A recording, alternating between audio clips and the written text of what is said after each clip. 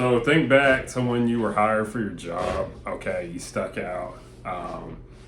You showed that you can do hard things.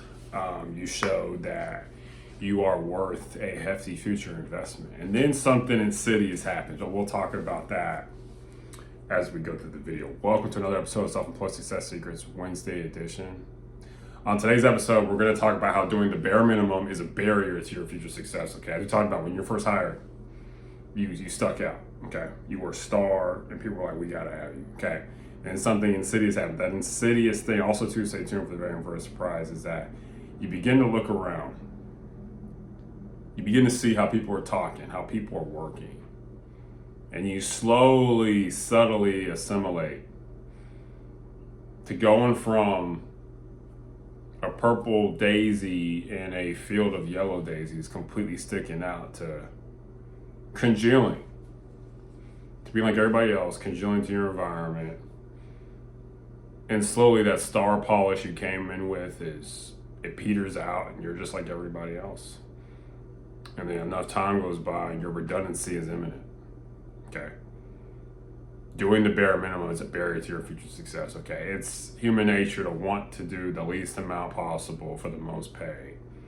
And employers want to pay the least amount possible for the most output. So that's one reason why employers and employees will kind of always be at odds, because they have adverse interests. Same way consumers and producers have adverse interests, but that is beside the point. The point is, don't fall for the trap of doing the bare minimum. But you might say, oh, they might take advantage of my generosity. And also too, that's a good point. But however, you reap what you sow, as the Bible says. If you're given a lot, you're going to get a lot back. Whether that's experience, whether that's contacts for the future, whether that's learning something new, whatever the case may be, you will get something out of it non-monetarily. Basically, there's reverse externalities, meaning that there's non-monetary benefits from giving your all. Don't give the bare minimum. Okay. Employees, clients don't like people who give the bare minimum. People who leave right at 4 when it ends at 4, they don't like that. Unless you've done your work, because it shows that you're selfish. Okay. Doing the bare minimum is probably one of the most selfish things you can possibly do, and selfish and self-destructive things you can do for your future, because you're not going to be remembered. There's nothing special about you. They're actually going to have a bad taste in their mouth about you because they expected you to do more. And as you learn being self-employed, expectation is always going to be greater than appreciation. Okay. And that's why you want to understand that you want to err more towards exceeding expectations than trying to be appreciated, because no matter who you are, people are going to take it for granted. You take people for granted that you work with now, but if one of them were to leave, you'd be like, oh, I missed them. It really is. Human nature really is something that's hard to overcome. Okay, so what do? Give your best, just give just to give.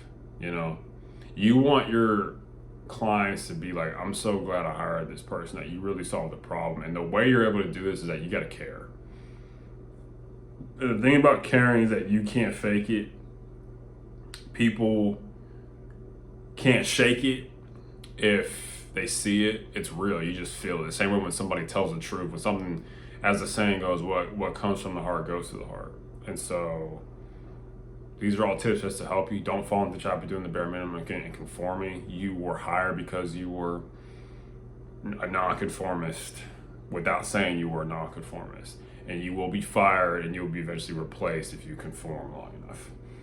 People do not want to work with people who conform, because the consensus is pretty bad. The consensus is low quality. The consensus is laziness. The consensus is selfishness.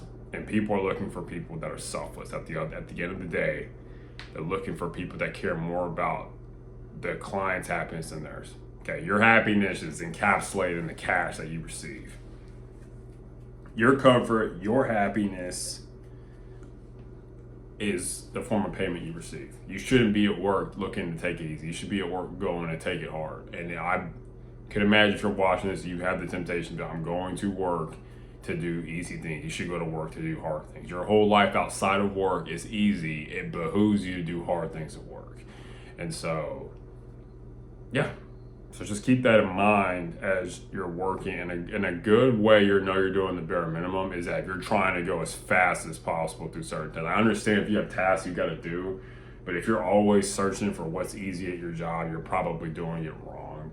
And if you look at the people who are getting rewarded and promoted, they're doing hard stuff that's valuable to the people, and that takes them out of it. You know, when you do something hard, that's pretty selfless, because like your whole ethos, a lot of us just want to do easy things all day long. But I do too. But it's like you learn that easy doesn't get you anywhere. It's the hard stuff. I mean, had this realization about 2 years ago. It's like it literally is only hard things that move you forward. You know, it's not easy stuff. It's getting along with people that you'd rather not talk to. It's studying late at night and really working when you don't want to. It's all this. And it sucks that it's like that, but it is what it is. Like, you've got to get to the point where you understand that hard things today lead to happy things tomorrow.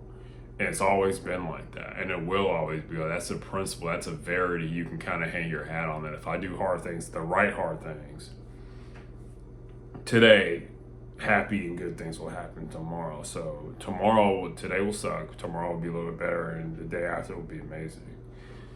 So keep that in mind. Avoid the bare minimum. It's a trap. It's selfish, and it can potentially mess you up in a way that you don't want to look. You want to look back on it. And when you give extra, you're building equity for yourself in the future to honestly protect your job. One of the most protective things you can do for your job and your career is give more than people expect, because people inherently expect that. Like I said, going back to expectation, people inherently expect you to give more than what the money's worth, because they believe that the money they're giving you is worth less than what they're going to receive from you.